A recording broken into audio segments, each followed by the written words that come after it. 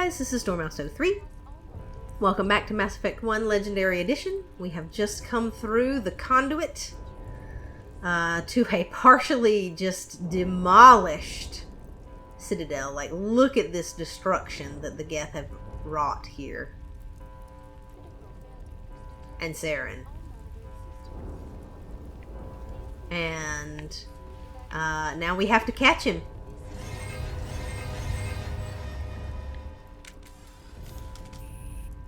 And here are people who got turned into husks.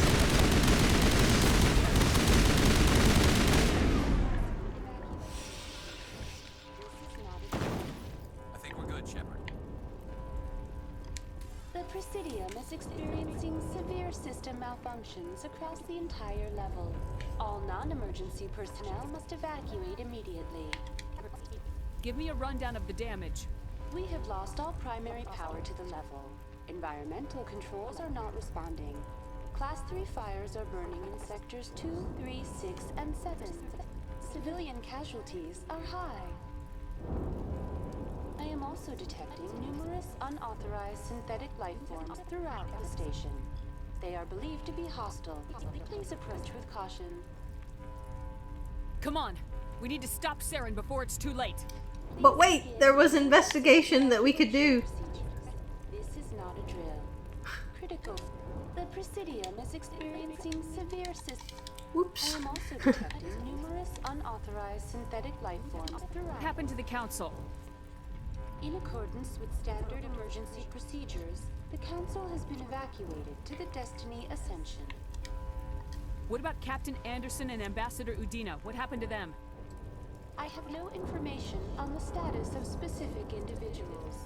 Once the current crisis has been resolved, a complete accounting of casualties and survivors will begin. Where's Saren? Former Spectre agent Saren Arturius is nearing the vicinity of the Council chamber. A warrant has been issued for his arrest, though Citadel security is unable to respond at this time. Come on! We need to stop Saren before it's too late. Please begin emergency evacuation procedures. So we know where Saren's gone. In the Presidium, the Council chamber. So now we've got to get there.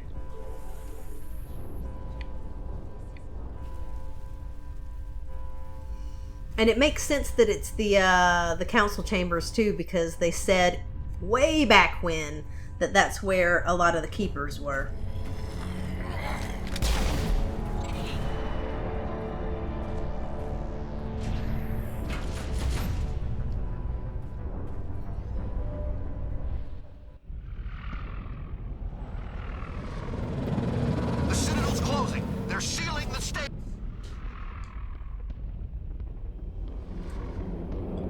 Don't let the enemy ships inside the arms!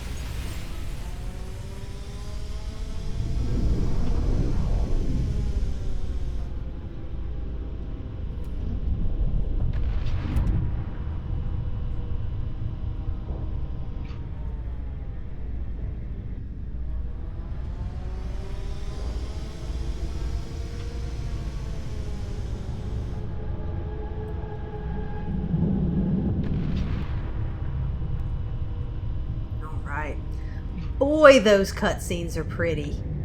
Like, I definitely can tell. Like, look at Sovereign right there. It just looks very good. Again, like, I'm very impressed with the graphical improvements that they've made to this game. All right, come some hostiles.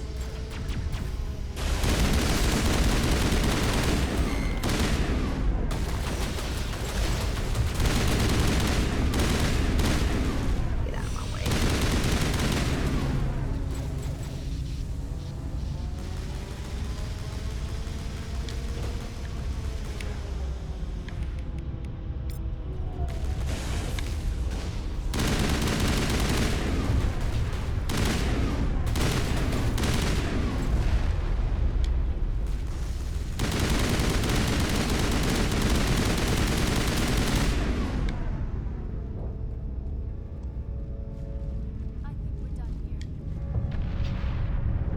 Come on, guys, we gotta move, we gotta hurry. He's already there. Sovereign's docked.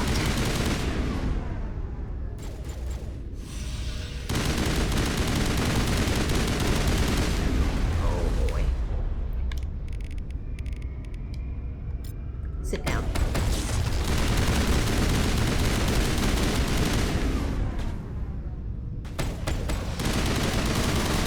Man, the amount of things that just try to freaking bull charge you. Okay.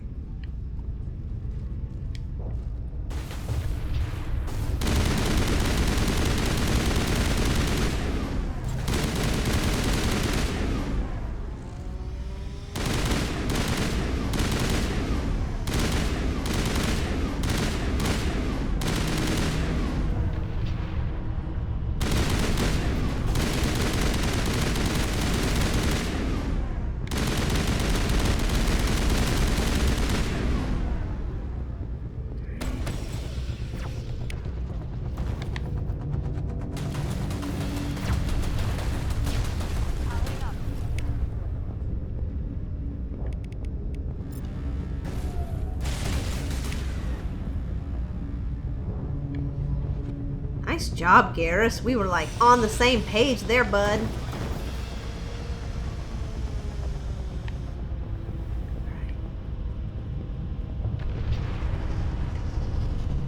Which way is it that we're going? I always get confused here. This way, isn't it?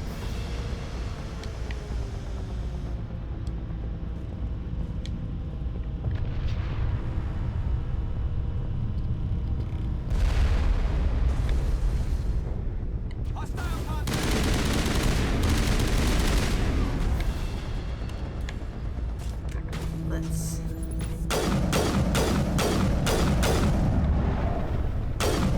I love the physics too, like when they die or when they get knocked prone, they just go flying. It's pretty great.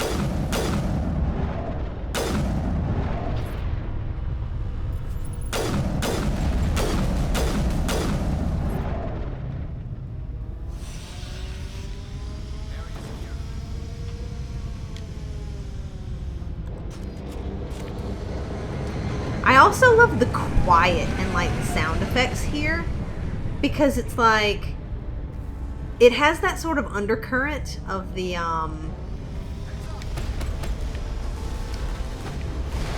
it has that undercurrent of that sort of high energy oh my god, high energy music,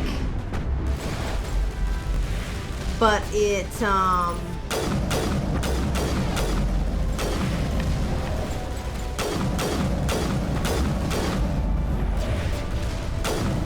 quiet, and those sections where you're sort of doing the spacewalk are much quieter, you know?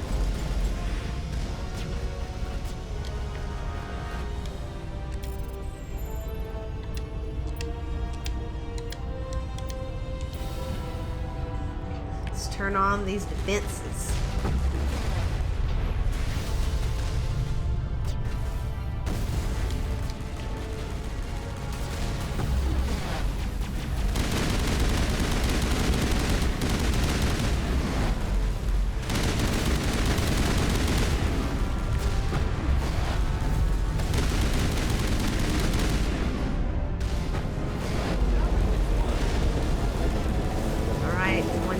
ship eliminated, boys.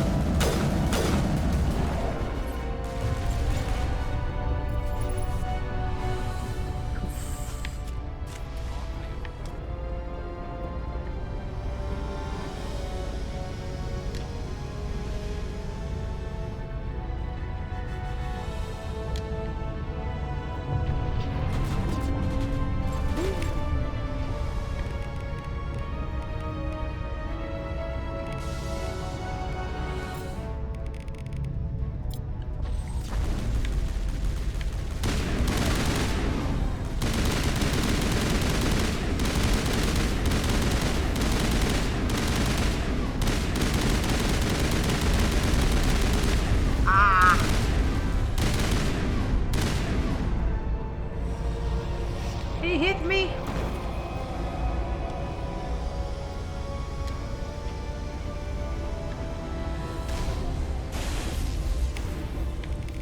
Sabotage Garrus.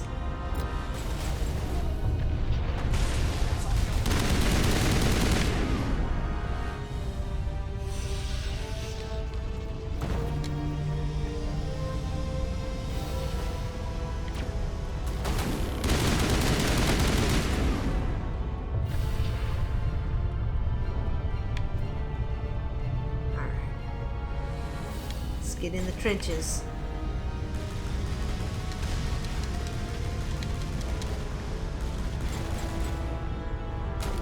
Did I just run into that rocket? Come on now. Come on now, Dormouse.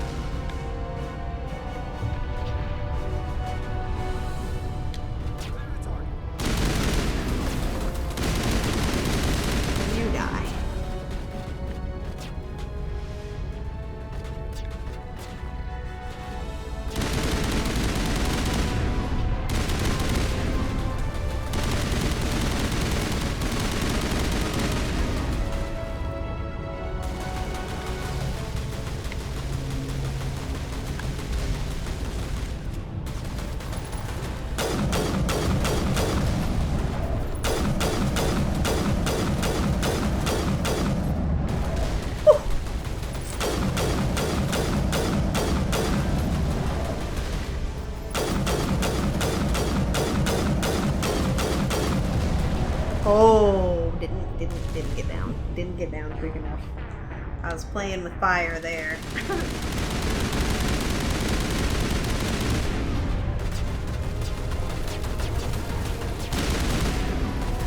Oh, come on. Down there.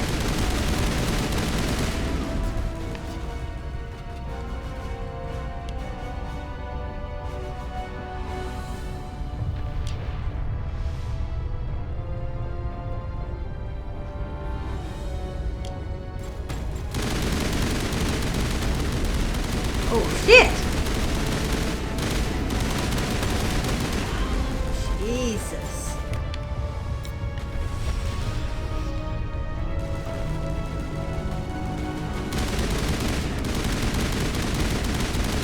Man, these Krogan are something. Are both my teammates? Okay. Still have to say, what are you guys doing? What are you guys doing? What you doing? I need you. I need your singularity, Miara.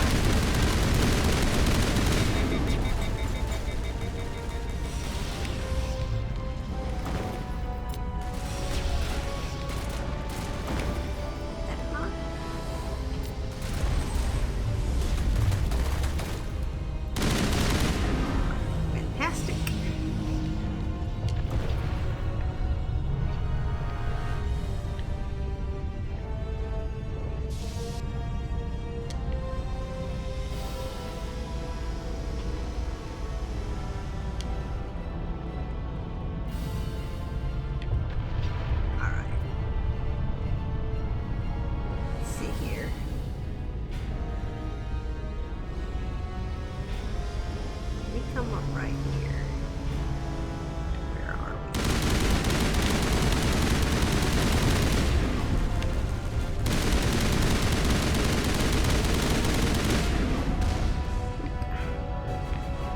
I just want to blow up all these guns.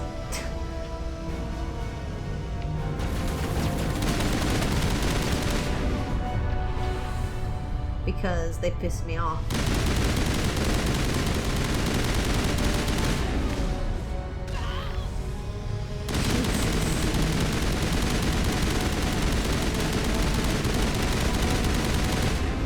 Alright. Fabulous.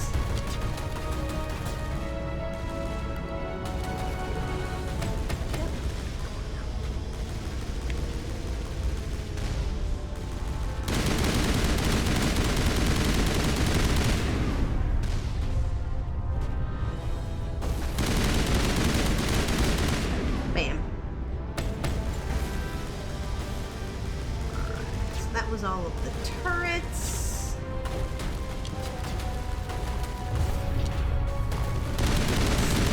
Kill all these stragglers.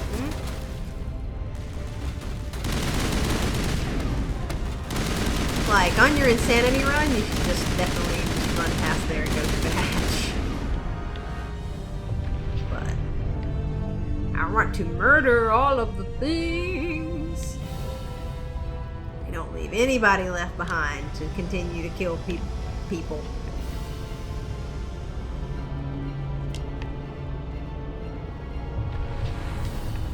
Okay.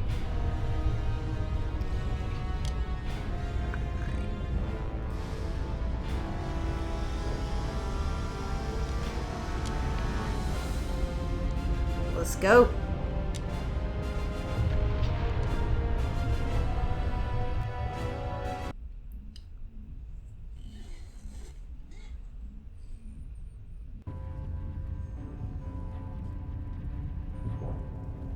And here we are. The Presidium. Just in case we needed some Medi-gel.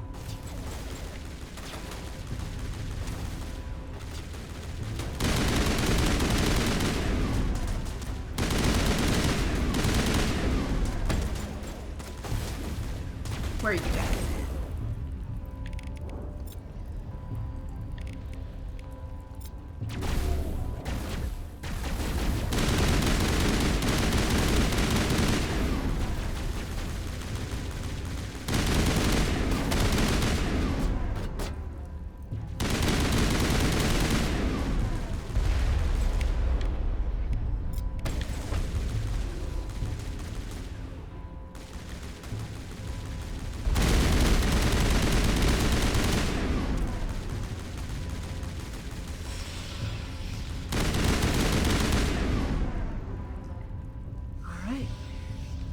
Saren, coming for you.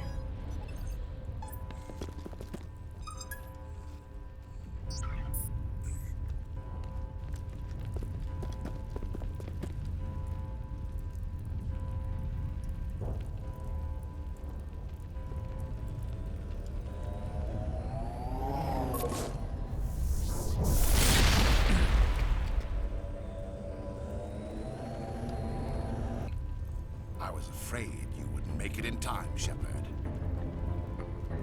In time for what? The final confrontation. I think we both expected it would end like this. You've lost. You know that, don't you? In a few minutes, Sovereign will have full control of all the Citadel systems. The relay will open. The Reapers will return. I've still got a few tricks up my sleeve.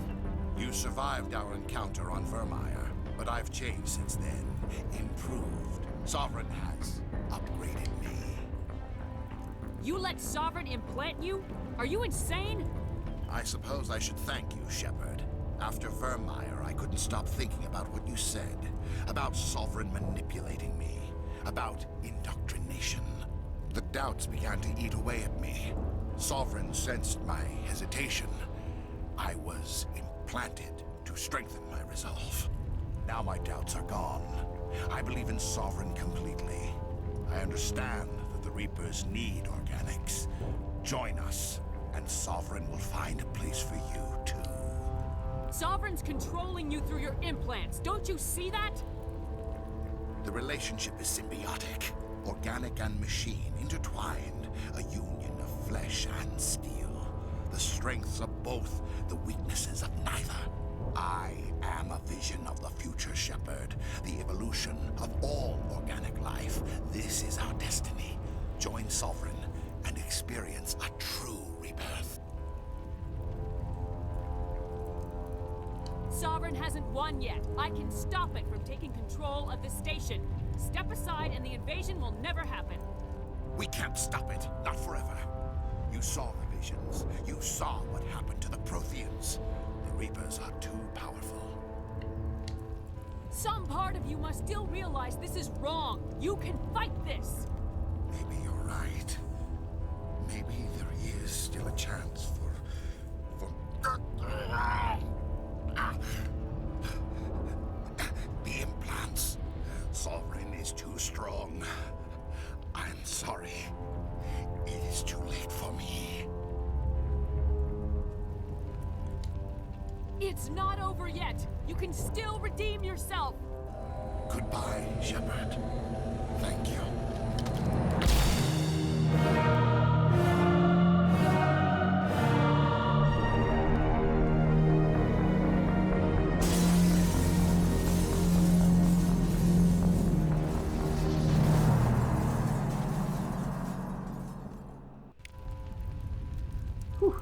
And that is the second opportunity for that charismatic achievement, just in case you were wondering.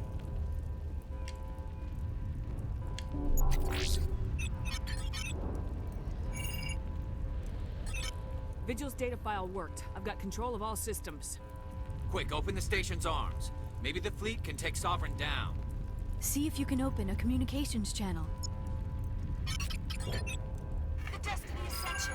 Main drives offline. Kinetic barriers down 40%. The Council is on board. I repeat, the Council is on board. Normandy to the Citadel. Normandy to the Citadel. Please tell me that's you, Commander. I'm here, Joker. We caught that distress call, Commander. I'm sitting here in the Endura sector with the entire Arcturus fleet. We can save the Ascension. Just unlock the relays around the Citadel and we'll send the cavalry in. Are you really willing to sacrifice human lives to save the Council, Shepard? This is bigger than humanity. Sovereign is a threat to every organic species in the galaxy.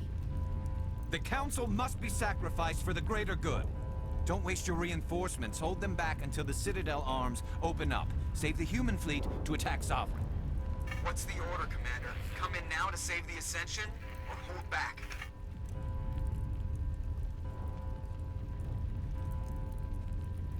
Opening the relays now, Joker. We need to save the Ascension no matter what the cost.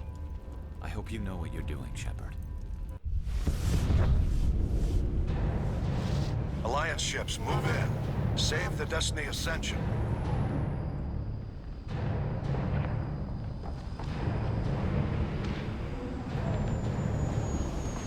Commander, we're picking up reinforcements. It's the Alliance. Thank the goddess.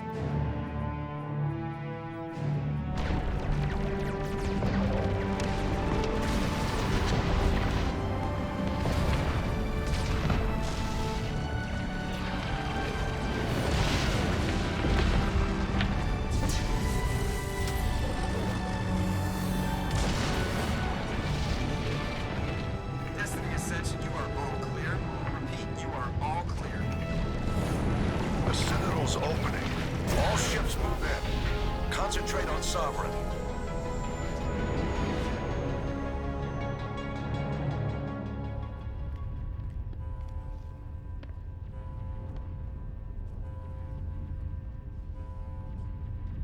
Make sure he's dead.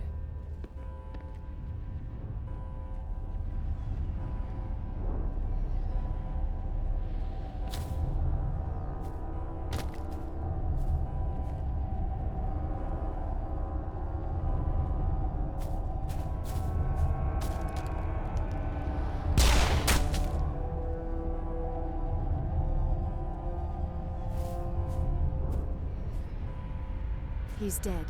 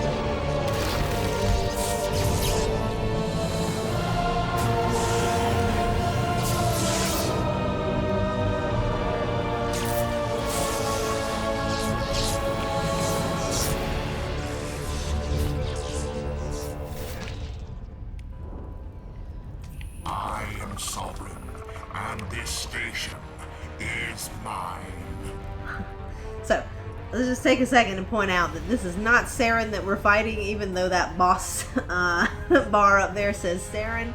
This is Sovereign, right, y'all? There we are. And Beckman.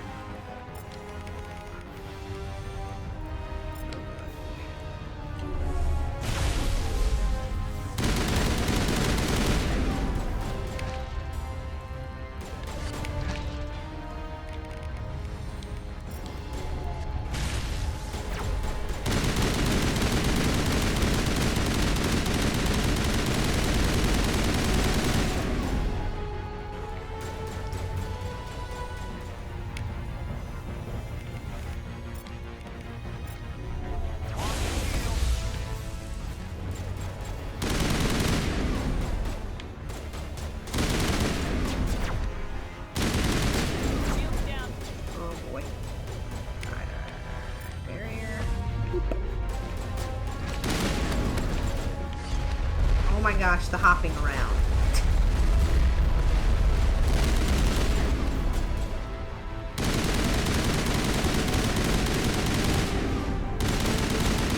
It's truly something else. Oh shit! I don't think this happened before. Like, I don't think we had Geth in this fight. It was just like us and Saren. Unless I'm totally crazy.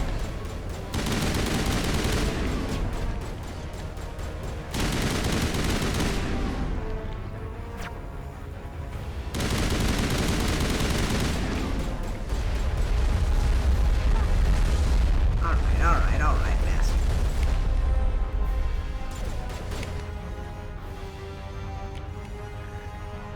Let's use that. Maybe that'll work. I'm not sure if it will or not.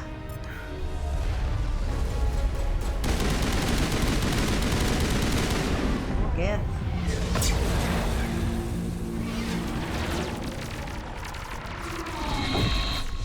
Gosh, that's pretty. And now Sovereign shows his, or their, might. Like, those beams are bad. Sovereign's too strong. We have to pull back. Negative. This is our only chance. Take that monster down no matter what the cost.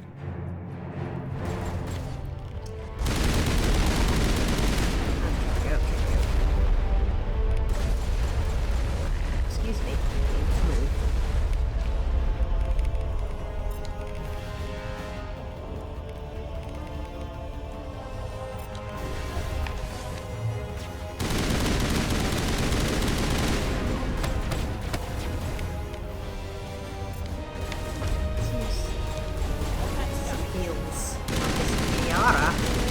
Yeah, I swear that there were not Geth in this fight, you guys.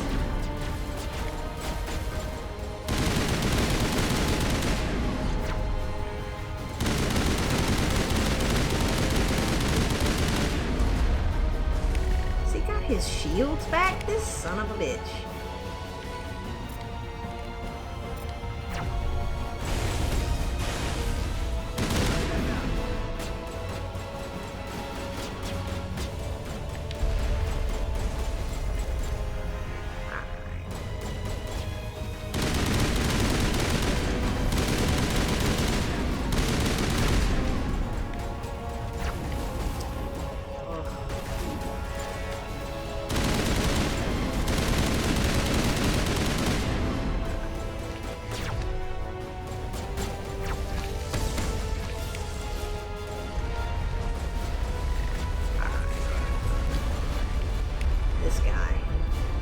This little red dot back here is irritating me. Where is it? Where are you, Geth, dude?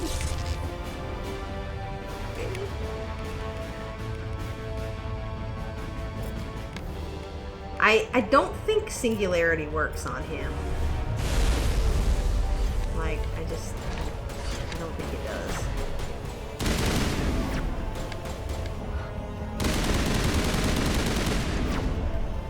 None of this laser shit, Saren.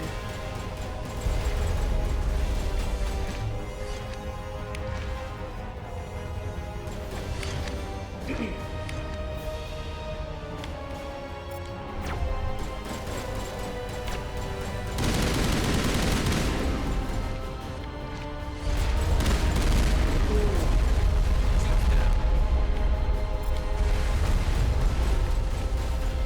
singularity will work on them.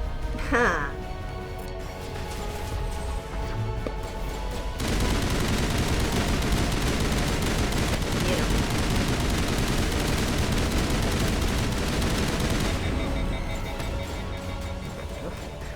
Overloaded myself.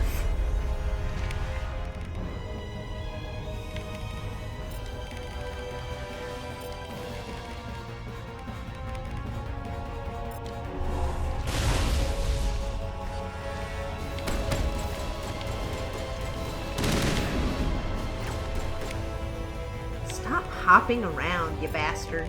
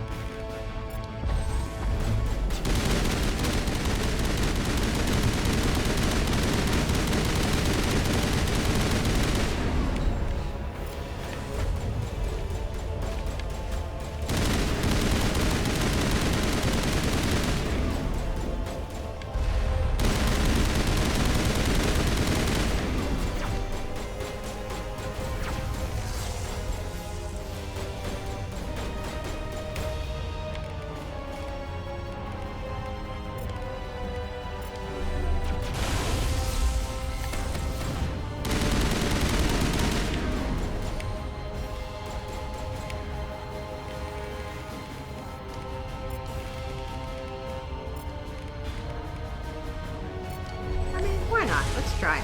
I don't think it works. Saren, you were gone.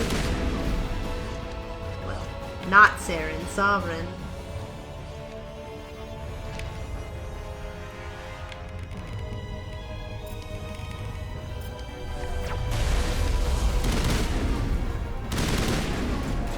Oh, dude, the hopping.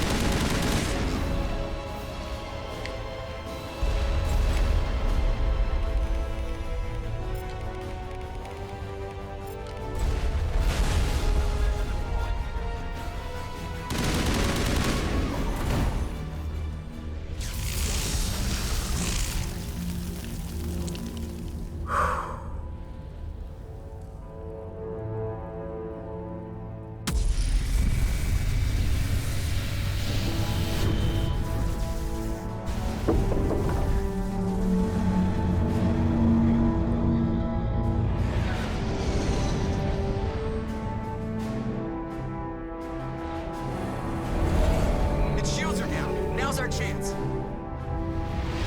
Hit it with everything we got.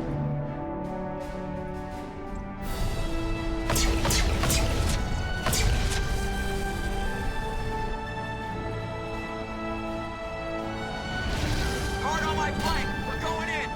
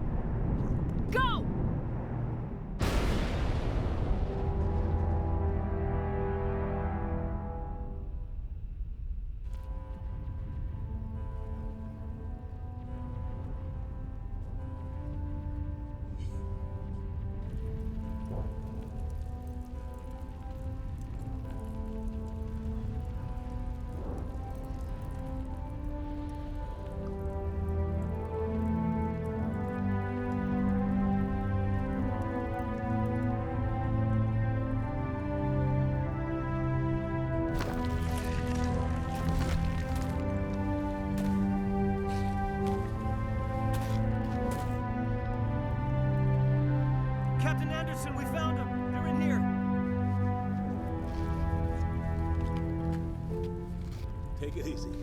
It's over. You're safe now. Where's the commander?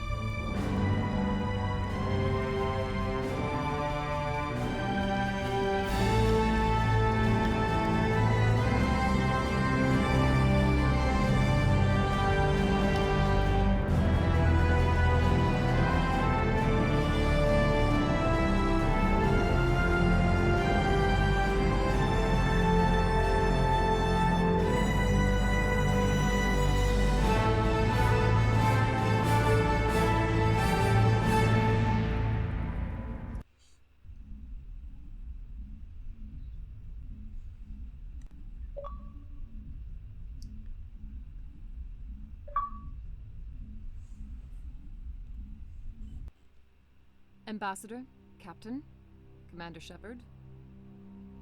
We have gathered here to recognize the enormous contributions of the Alliance forces in the war against Sovereign and the Geth.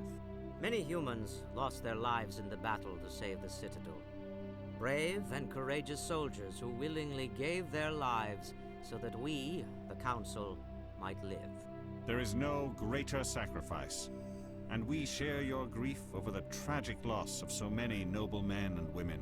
The Council also owes you a great personal debt, Commander, one we can never repay. You saved not just our lives, but the lives of billions from Sovereign and the Reapers.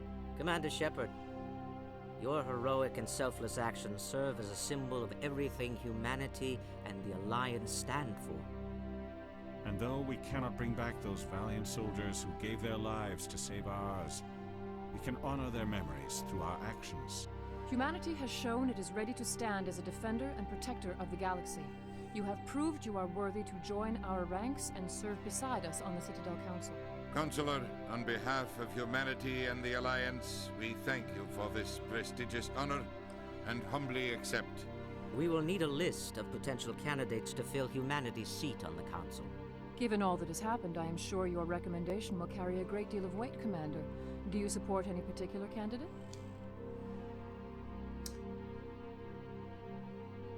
I think this choice is obvious. We need someone with the courage to stand up for what he believes in.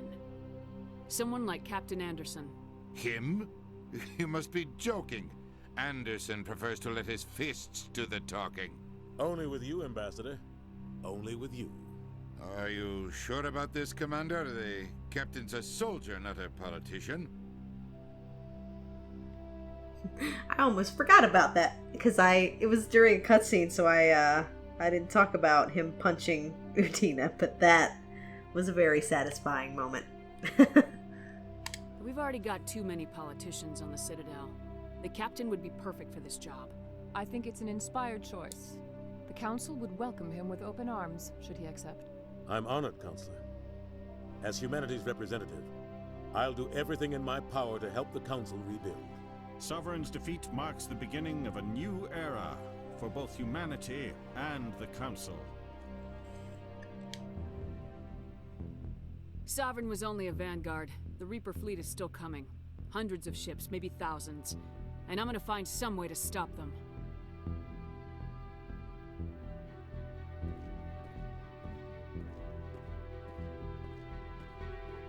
Shepard's right. Humanity is ready to do its part. United with the rest of the Council, we have the strength to overcome any challenge. When the Reapers come, we must stand side by side. We must fight against them as one. And together, we will drive them back into dark space.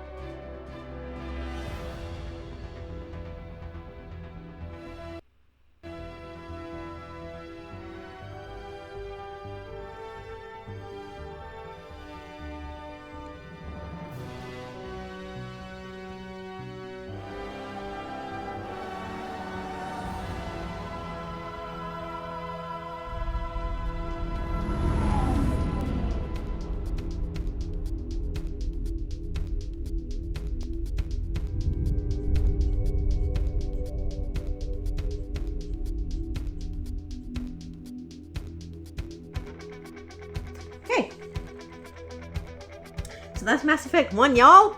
Woo!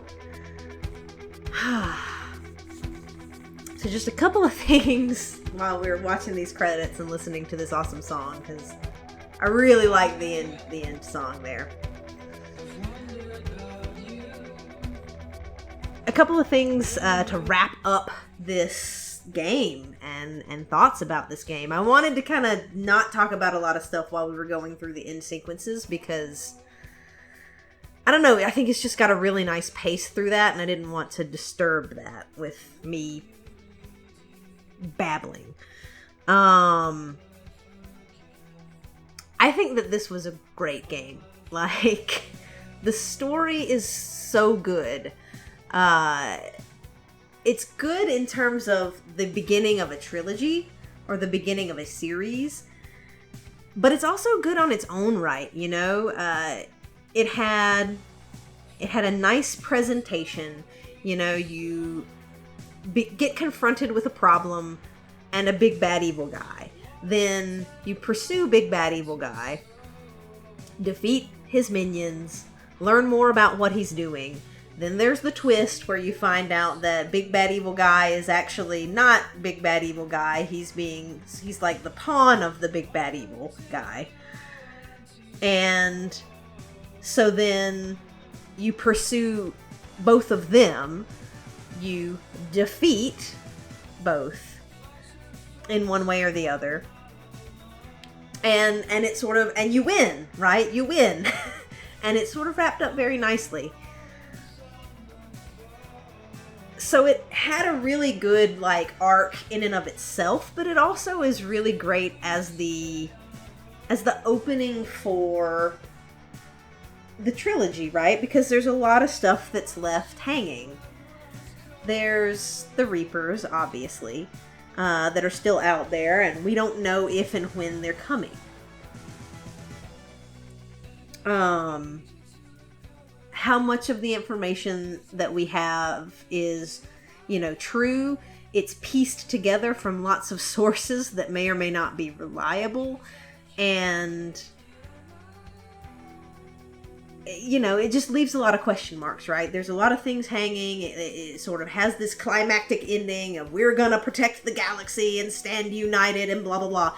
Now, if you do the Renegade stuff throughout, and you let the council die there at the end. So you can let the Destiny Ascension with the council on it just get destroyed. And if that's the case, you don't have a council anymore. Instead, humanity takes over. And you have a human council there for the next games.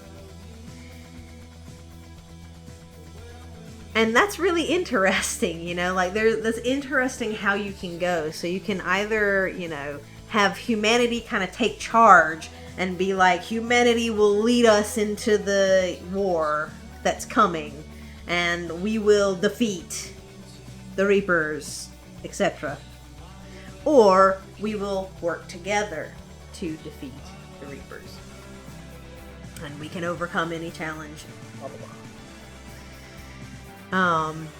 And it's those two sides of trying to do the right thing, right? It's either we will get this done by coming together with other people and uniting other people, or we will do this by taking charge of other people and forcing them to get in line, you know? And both ways are effective, right? Like, I definitely prefer the Paragon option, but I can't say that, you know, the Renegade option makes no sense and isn't effective. And I think that's a real strength, you know, that some of the Renegade choices are hard choices to make, but that doesn't mean that they're wrong choices. And I like that. You know, it's just, it's the idealism versus pragmatism kind of thing. And I think that's really interesting, and I like that it's not a strictly good versus evil system, you know, where, well, there's obviously this path where you're good, and you're gonna, you know, do good things, and you're gonna get the good ending, and woohoo, everybody's happy. Or you're going to be evil, and you take over the galaxy for yourself, ha ha ha ha, because I am an evil overlord. You know, it's not that. Right? It's, we are going to save the galaxy, but we're going to do it the idealistic way, the way that's hopeful, the way that sort of believes in unity, right? Or we're going to do it the cold, pragmatic way, where we don't trust that other people are going to be helpful, and so we're going to do it on our own, and we're going to force you to fall in line, and anybody who doesn't, you know, collateral damage doesn't matter, basically. And so both work, and neither is necessarily like good or evil. It's just different flavors, and you pick which one you like. So I really like that. I think it's a good strength of this game and this series for the most part overall. I think that in this game, in particular, in Mass Effect 1, the setting is very well presented, and every single bit of lore that you find out, the things that you read in the codex, the things that you hear through conversations, the things that you find out through exploration and side quests, all of those things give you more information about the galaxy and the people that populate it. And the good part about that is it's not just there for its own sake, right? Which is, I think, what a lot of world building does in other works, where it's just like, well, here's some cool things about stuff. Most of the information that you find out in this game about the world building and the setting is relevant to the story. And it's important when it comes to the way the story plays out, when it comes to the way the characters interact, and the story sort of builds itself. So, for example, you find out, you find out this stuff about sort of the Rachni Wars and the Krogan Rebellion and this and that, and like all these things seem like, it's just background. But then you actually find out that those things are important. They make a difference, because the Rachni were directly influenced to be hostile and aggressive because of the Reapers, right? And that set into motion this entire chain of events that has shaped the galaxy and the way that the species interact with each other right now, right? Because if the Rachni had not been hostile, the Asari would not have needed to uplift the Krogan to come to the galaxy's defense. The Krogan would not have gotten quote-unquote out of control. They wouldn't have made the genophage. You wouldn't have had the conflict between the Krogan and the Turians and the Krogan and the Solarians. Like, all of these things come into play. Even, it could have even had greater consequences, right? Because if there's less territory that's been taken over by, Krogans, then there might be more territory for other species, right? So the entire history would have been different. And all of that comes back to having to do with the Reapers and sort of this plan that they put into motion, right? Another thing that's important there is the way that the species interact with each other, the conflict that the races have between themselves and sort of vying for their own self-interests and that sort of thing, that creates this complication when you're trying to unite people. And you're going to see this play itself out in the other couple of games. Like, that creates this central conflict. Because if there wasn't race relations to take into consideration, then there would have been no issue in this story with sending a fleet out to destroy Saren and Sovereign, and boom, the end. Right?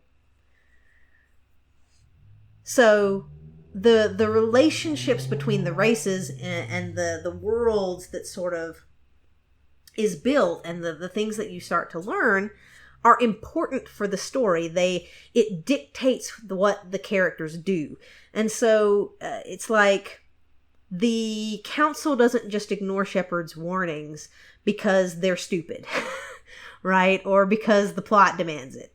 They do that because that's how they're presented. And I get, irritated with them every time, and I'm like, you guys, come on. And I still think that like grounding Shepard doesn't quite make sense. But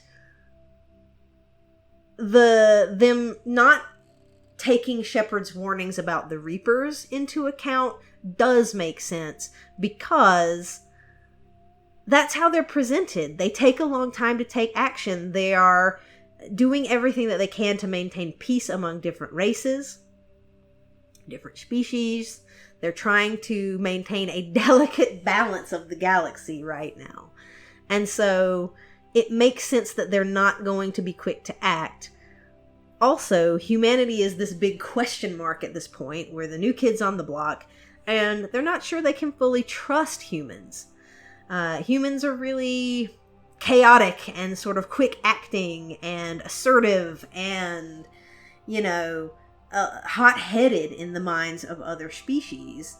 And so it makes sense that we would take this information and go, okay, we need to do something about it, like right now. Whereas other races don't make decisions like that. And so when we're like, come on, we need to do it now, they're like, this is just another thing that humans do. This is humans' MO. They want it, and they want it now. They want a seat on the council, and they want more land, and they want more territory, and they want more influence on politics. They want, and they want it now.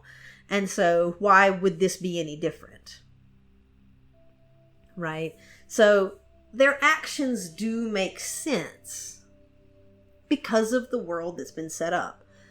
And so I think that's a really big strength of the game as well. The world building is very good, and it doesn't feel like there's information that is given to you that is extraneous, and not helpful in either fleshing out and making the world feel more real and more realistic,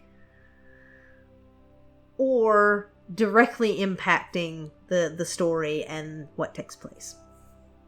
So I think that's a really big strength. I like the way that it's set up, where you have the different missions and you can kind of do the main ones out of order. You do Eden Prime first, where you get the setup and you have the first beacon.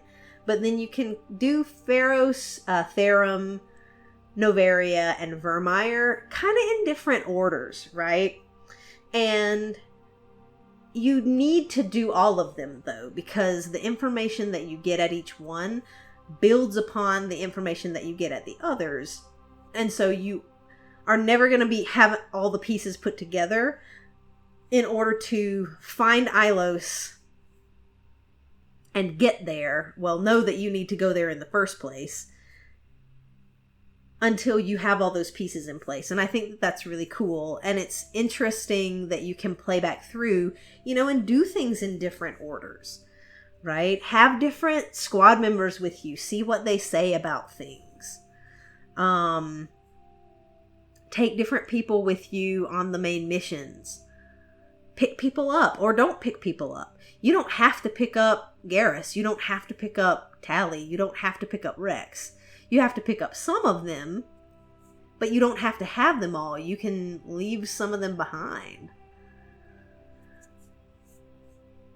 The only one that you have to pick up every time is, Caden's already with you. Ashley comes with you automatically, and you have to get Liara at some point. And the other three, you have to get a couple of them because you need to be able to do Vermeer, and you need to be able to have enough squad members to not have Caden and Ashley with you. And you don't have to have Liara at that point, so you have to pick up 2 out of the 3 of Tally, Garrus, and Rex. I think that's the rub. But it's interesting, you know, like playing through with just different combinations of characters and things, doing the different choices, you know. And I think that's a really good sort of internally consistent thing about this game, is that, you know, you can kind of do combinations of different things and kind of see how it plays out differently, and that gives it a lot of good replay value. So, the big stuff that we learned here near the end, the stuff that we learned from Sovereign and the stuff that we learned from Vigil, that sort of leads into the next game and kind of builds on itself. Super interesting stuff. So we learn about the Reapers, and we learn about the Protheans. We learn that the Reapers have been around for millions of years, and this cycle has repeated itself approximately every 50,000 years. It repeats, where they allow organics to evolve and grow to a certain point and then cull all of the advanced species. Sovereign says that he is the solution for the chaos that organics impose upon the galaxy, and we don't exactly know what that means. That is it just organics themselves that are chaotic, or what is it talking about there? That's sort of a question mark, and we will talk about that again in 2. We also find out that, you know, the Reapers they set this big, like, it's an ingenious plan. They have this well-oiled machine for killing people. So they created the mass relays, and they created the Citadel. And those things exist so that civilization will develop in predictable ways. Your government usually will be housed in the Citadel because it's this nice centralized location. And it's this really nice structure, right? So most of the time, you find the relays, they connect to the Citadel, you find the Citadel, and it's like, okay, great. Now we have a place where we can have our centralized government. And then people rely on the mass relays for transportation throughout the galaxy. Great. So now, when the Reapers come back, they can immediately wipe out the central government, which sends everybody into chaos. And then cut off the mass relays, which basically cuts off the systems from one another when they invade, and really stops all possible resistance before it can even start, right? Because you can't have races and worlds and systems banding together against them. So, really ingenious plan.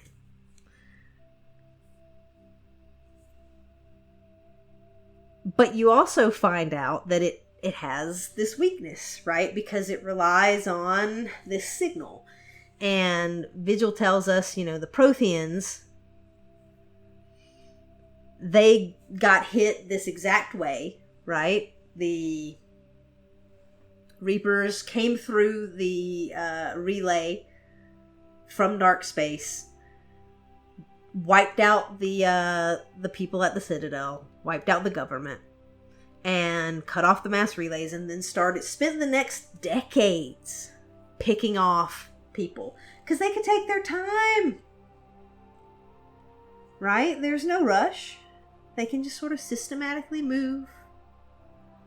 And they could probably turn on the mass relays whenever they wanted to. So, like, we could just turn on this one, go to this system, turn it back off so that nobody can escape, kill everybody in this system, then turn that relay back on, turn the next systems on, go through, turn it off again, kill the next one. you know, and just sort of systematically destroy everybody. So this happened to them, but they got lucky. They got lucky because a group of them were at this research facility on Ilos, and because they were a secret facility, the only record of them existing was on the Citadel. And when the Citadel got attacked, somebody was able to destroy that information that they existed and send out a warning to them. And they went dark and hid. And that's the only reason that anybody survived. Right?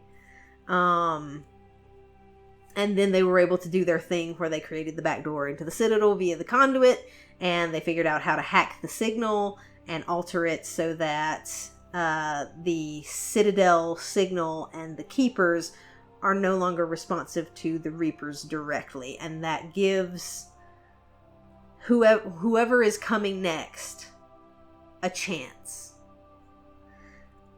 And then they had these warnings, you know, that they tried to leave for anybody else that was in the galaxy so that they could find the information that they needed to find to be able to stop this from happening. Right? So they attempted to do this stuff. And we don't know what happened to those Protheans on the Citadel, right? At least not here. Also, we learned something interesting about the Reapers. They're in dark space, likely because they need to conserve power in between cycles, because it's 50,000 years. It's a long time. And they might be vulnerable while they're in that state of stasis, or they don't want to just be hanging out in space where people can see them and wonder like, ooh, what's that thing? Maybe it's a threat. So they chill in dark space. And then they come and harvest people. And we don't know why, though. Like, the reasons for why are not explained. The Protheans didn't know. They assume that it may be because they want slaves, or they want resources, or both. But they don't really know. And that's fine, right? Like, all these things lead into the next games, and they leave that sense of like mystery and questions, and like, I want to find out, I want to know, you know, why they're doing this, and I want to know how do we defeat them, because Sovereign was super powerful. Like, you saw at the end, it took a lot of hits. Its shields are incredibly advanced, and its weapon, that red beam, you know, just tears through other spacecraft, right? So it was incredibly powerful, and it was only when, you know, its shields went down because of Shepard. I think that's why its shields went down. It was connected to the Citadel, and it was trying to funnel a lot of its power into the Saren husk to try to defeat Shepard and to try to regain control of the Citadel, right? And I think that's why its shields went down. It overloaded itself, or Shepard did something to turn them off. I'm not 100% sure how that happened, but something there caused its shields to go down. It just, maybe it ran out of energy because it had diverted too much energy to doing that. Whatever happened, I think Shepard did something.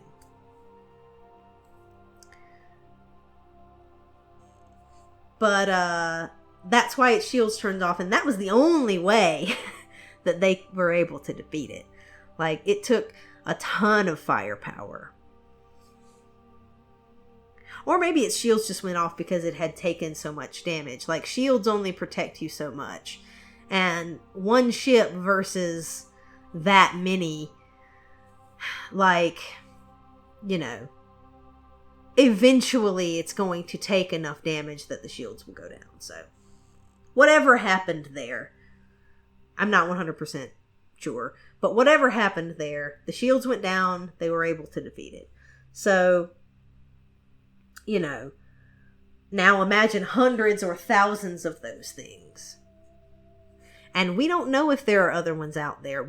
Sovereign is the only one we've encountered, but we don't know if there are other sleeper agents, out there. We don't know if they have any other connection. We don't know if they have any kind of failsafe where it's like if they don't get the signal, they just turn on and check it out. We don't know. So that's great stuff to sort of leave you in this anticipation for the next installment, right? And so the last thing that I wanted to talk about is the Reapers themselves and how they are presented here.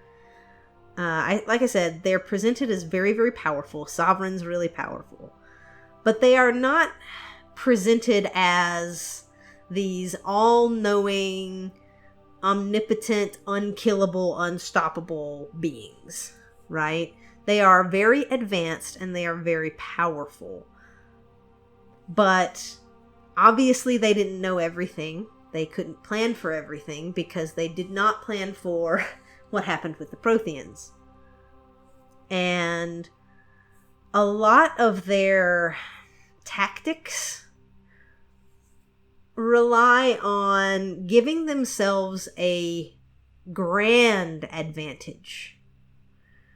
People don't know that you exist. They don't know that you're coming. Every bit of their technology is reliant upon things that you have control over. And you can come in, sneak attack, divide and conquer. And then you also have indoctrination, which allows you to get some people to stop fighting you at all. You turn people to your side. You get them to act as sleeper agents to help you seek and destroy the rest of their kind. It's, again, a lot of it plays upon those kinds of tactics to utterly crush any defense before it can even be mounted. And, in my mind, when I was playing through this game, to me, that sort of lit this button that said, okay, that's their weakness. Is because they rely on these things. Obviously, they're really powerful, but they can't be super powerful, because if they were super powerful, they wouldn't need to do all that. They just fly in every 50,000 years and blow shit up. Because, dun, dun, dun, dun. Because we're amazing. And we're undefeatable. But obviously they're not undefeatable. They're not unbeatable. And this is why they have that system set in place. The conversation that you have with with Sovereign, on Vermeer, he says that his motives are unknowable and beyond our comprehension. And so that hints at a couple of things. First of all, it hints that there's some greater purpose to what the Reapers are doing, and that we either won't understand it or would potentially disagree because we're illogical. And so we don't know a whole lot about that, but that is a seed for the future. But that also, that statement, we are legion, we will darken the skies of every world, your defeat is inevitable. All that is also, in my opinion, a power play / mind game, right? It sort of ties in with indoctrination. We're inevitable. Your defeat is inevitable. Why fight something that is inevitable? Why fight against something that you can't possibly comprehend? We are so far beyond you. You stand no chance.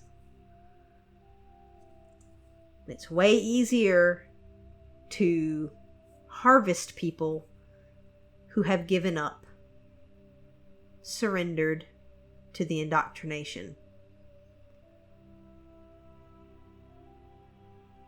It's the scare tactics, right? Like killing somebody's morale. And so I think that a lot of that bravado is what I thought it was. Maybe not even bravado, mind games, right? Like mind tricks. It's meant to demoralize. It's meant to destroy hope. Because I think that's a big theme through a lot of works of fiction, you know, is that when you destroy someone's hope, they stop fighting back. Or they stop fighting back as hard. And so, if you think about the point that happens, regardless of when you do that planet, Shepard has been a thorn in Saren and Sovereign's side.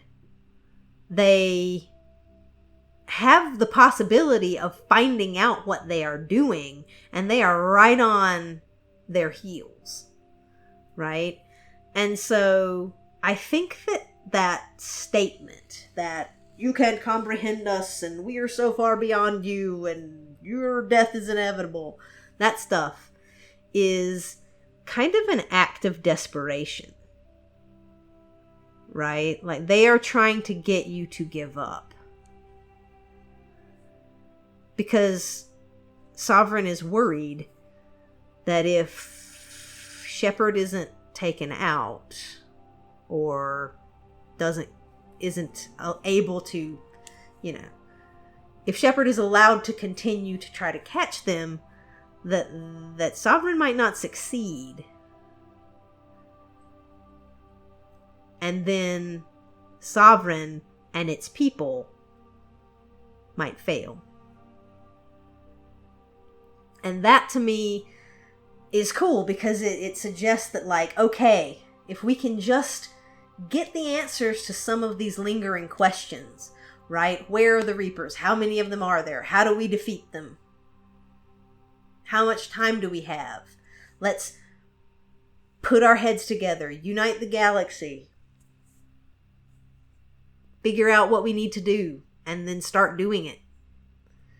You know, that, you know, there's that chance that we can win. And it sets that up really well in this game. That you start to think about those things, you get excited for that stuff, and you get excited to start trying to make that happen and to have this sort of, it's almost like this race against time, right? Because the events of this first game buy you time. You don't know how much time, but you know it has bought you time to prepare for the fight of everyone's lives.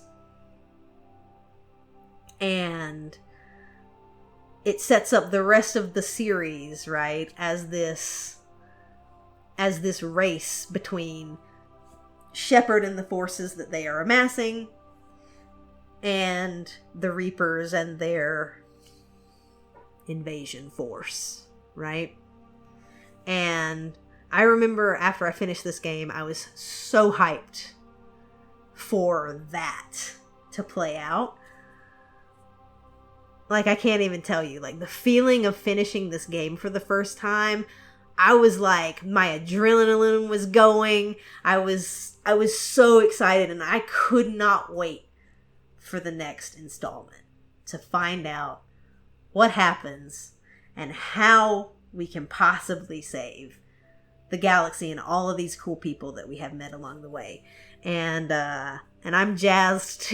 I'm jazzed now. I'm super excited to go into Mass Effect 2.